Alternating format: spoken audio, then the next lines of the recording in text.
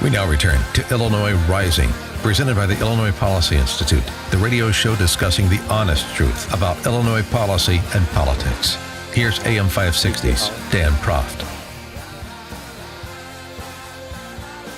Dan Proft back with Michael Lucci, Vice President of Policy at the Illinois Policy Institute, on this edition of Illinois Rising. And Michael, some bad news. It's good news, bad news. It was nice for me personally to see Eric Holcomb win, governor of Indiana, to continue the policies of Mike Pence and a Mitch Daniels.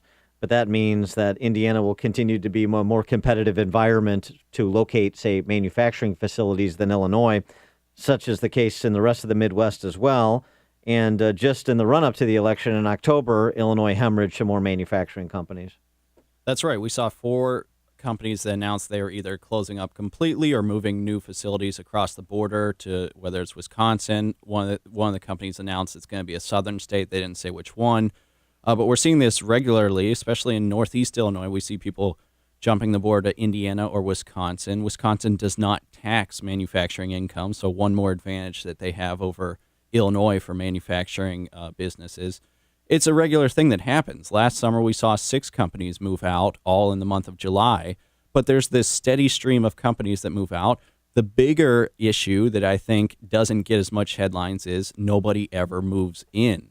That's where you're really losing out on job opportunities because nobody ever moves in. And just to name names, last month, October, Marisant, Kankakee-based manufacturing, employing 90 workers in Illinois, is moving. Colbert Packaging in Lake Forest, moving 65 jobs, plus another 45 new jobs to Kenosha.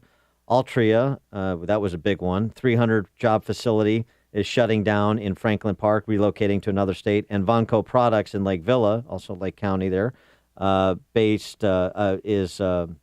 moving 86 people in its production about 10 miles north to Salem, Wisconsin. So to your point, those are some specific examples. And for more on this, we're pleased to be joined by a practitioner in the space who's got some real-world perspective on it. He's Al Popovich. He's head of a small manufacturer based in Custer Park, Illinois, Accurate Design and Fabrication. Al, thanks so much for joining us. Appreciate it. No, thank you for having me. So, Al, we're just mentioning the companies that have announced they're leaving Illinois in October. And as Michael Lucci was saying, that's just a continuing stream of manufacturers leaving Illinois for other states. You know, it's the old, we can't worry about competing with India. We can't even compete with Indiana. And so I wonder what your perspective is as a manufacturer on why these companies are leaving and, to Michael's point, why others are not coming in their place.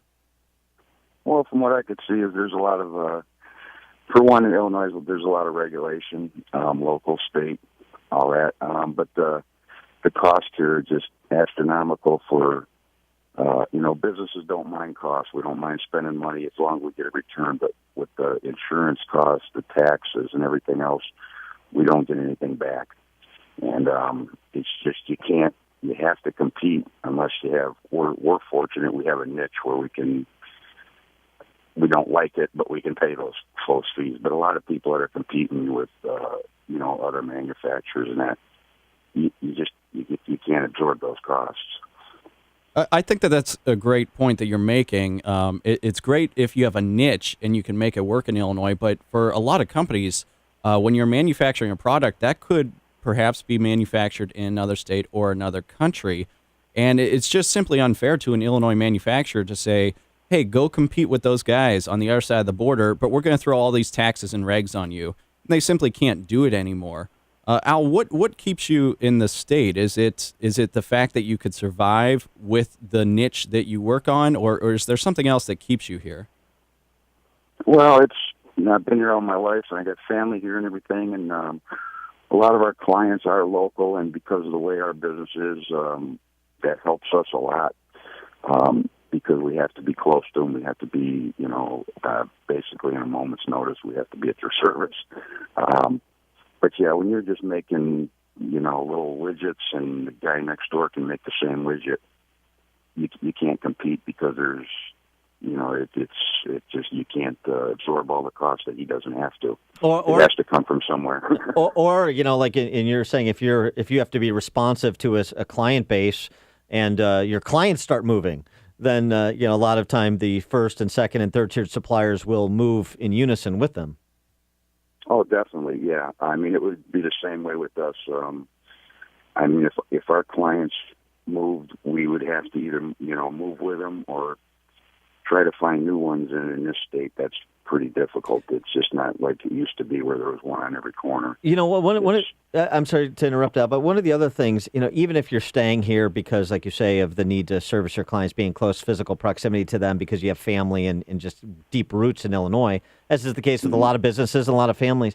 But one of the other things is the kind of onerous climate you're describing in terms of regulation and taxation. Doesn't it inhibit you from thinking about expansion, or thinking about hiring that next marginal employee, or making that next investment into equipment? Oh, definitely. When people that aren't, fully into business or anything don't understand that, all they basically see is when we hire someone is the hourly rate or whatever, but they don't understand all the other costs that we have to pay to hire an employee.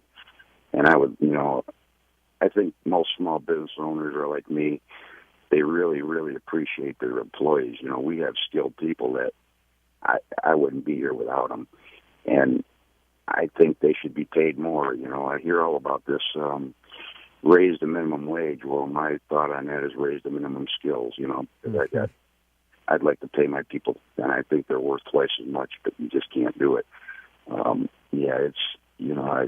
When you go to, anytime you go to look at a machine or any type of expansion, the first thing you have to look at is, how much is it going to cost me to, pay all the taxes, regulations, and, what's going to be regulated on a new machinery. It definitely makes it difficult. Al, what would you like to see coming out of Springfield? We've had a couple years here where we've had governors saying we need to make changes. We've had a legislature who says we don't want to make any changes.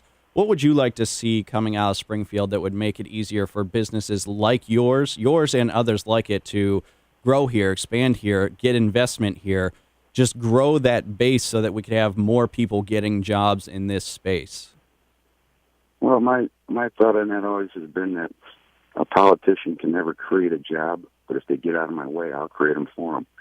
And they just need to keep their hands out of it. It's there's some regulations that are definitely necessary, but it gets to the point where they use it as almost intimidation. That the workman's comp is, they have to get it where it's fair, and that that's the fees for that doesn't have to be so much, because it. Everybody wants, if somebody does get hurt, everybody wants to see them getting taken care of, but it's gotten to the point where it's beyond that. Is that when you talk to your colleagues, other people in the manufacturing space, is that the issue that most often comes up, the cost of work comp in Illinois? I would say workman's comp and property taxes are probably the biggest gripes when we sit down over a cup of coffee and discuss it. It's and then, the liability insurance and that we have to carry and all that, that's also an issue.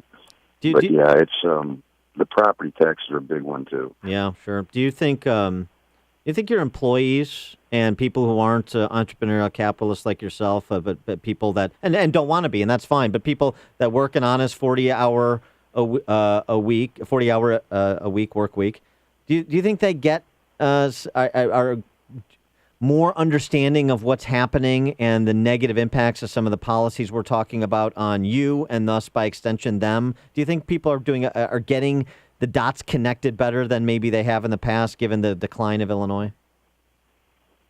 I don't really think so. I think maybe a little more, because we're starting to see it more in the news and stuff like that with you and people like yourselves trying to bring it to the front so people understand. But for the longest time, I was that 40-hour employee. I didn't own a business all the time, and you just don't see it. You ask somebody about workman's comp insurance, they don't even understand that when you pay the government for the workman's comp, you really aren't insured for anything other than their pay if they're off. They don't understand. I basically have two workman's comp insurance, one through the government and one through a private supplier. So there's a lot of details like that people don't understand. I think, as small business owners, we try to explain it to them, because, like I say, it's, you fill a pitcher with iced tea, there's only so much in there, and it's, the more glasses you have to fill, the less there is for each glass. So, like I said, I'd like to see my people make twice as much as what they do, but you just can't do it, Yeah. All right. He is Al Popovich. He is a manufacturer in Custer Park, Illinois. The business is Accurate Design and Fabrication. Al, thanks so much for joining us and sharing your perspective. Appreciate it. Dan, thank you very much for having me.